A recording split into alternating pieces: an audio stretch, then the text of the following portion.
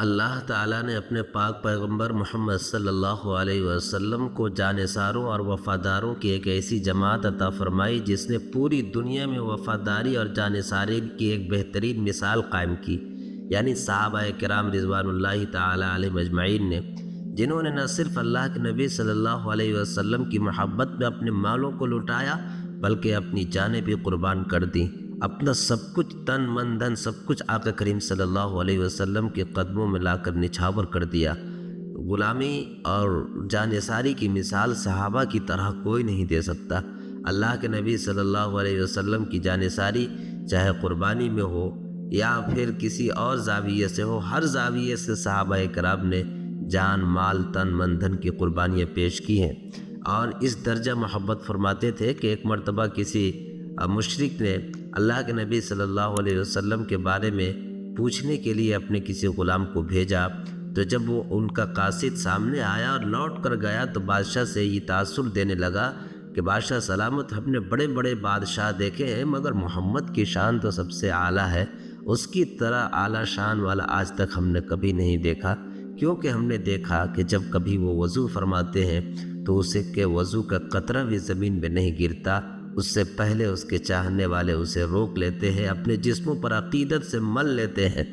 آپ کا لعاب دہن یعنی تھوک بھی زمین پر نہیں گرتا، ان کے چاہنے والے وہ بھی اٹھا لیتے ہیں، اسے بھی جام کی طرح تھام لیتے ہیں۔ یہ اللہ کے نبی صلی اللہ علیہ وسلم کے ساتھ صحابہ کرام کی حد درجہ محبت تھی، یہ حضور پیغمبر اسلام صلی اللہ علیہ وسلم سے عقیدت تھی۔ اس لیے تو اللہ کے نبی صلی اللہ علیہ وسلم نے فرمایا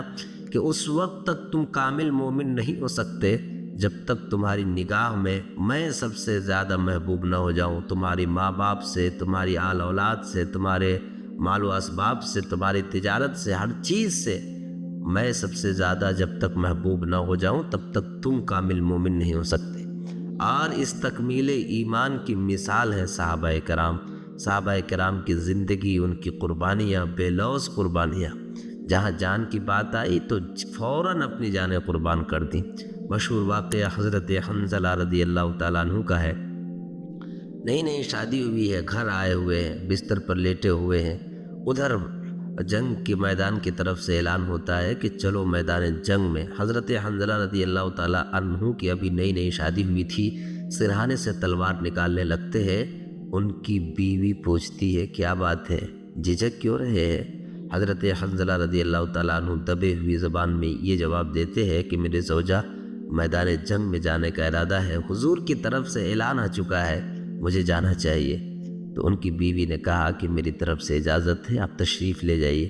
چنانچہ حضرت حنظلہ رضی اللہ تعالیٰ عنہ اپنی تلوار لیے میدان جنگ کی طرف مڑے۔ ادھر سے بیوی تھی، ان کے دل میں شوہر کی محبت نے انگڑائی لی، تو بیوی نے محبت میں آ کر کہا کہ میرے شوہر،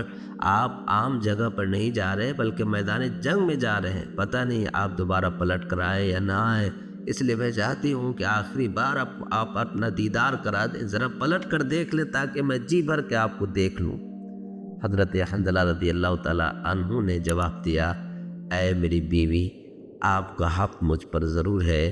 مگر آپ کے حق سے مقدم حضور صلی اللہ علیہ وسلم کا حق ہے، میرا یہ چہرہ حضور کی طرف پھر چکا ہے، دوبارہ پلٹ کر میں تمہاری طرف نہیں دیکھ سکتا،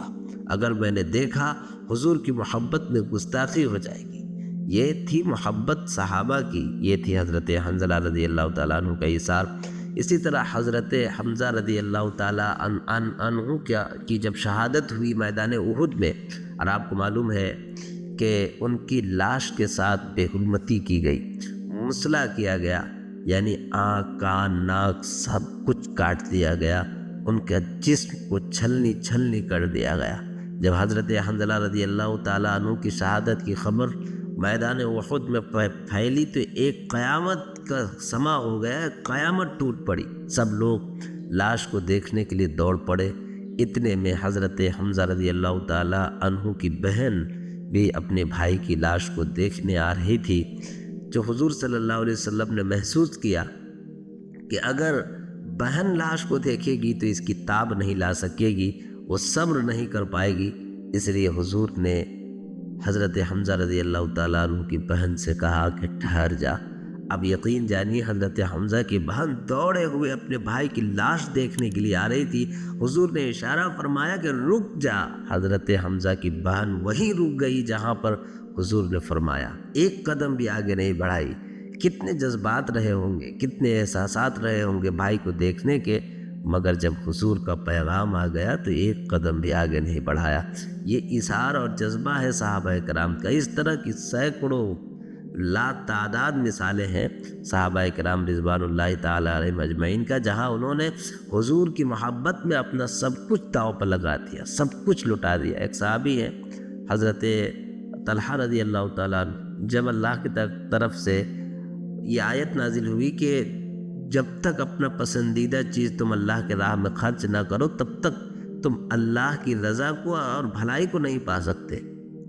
تو صحابی رسول نے اللہ کے رسول صلی اللہ علیہ وسلم کی خدمت میں اپنا پورا کا پورا باغ وقف کر دیا اور کہا یہ مسلمانوں کے لیے، میں آپ کی محبت میں یہ سب کچھ قربان کرتا ہوں۔ تو یہ ہے صحابہ کرام کی زندگی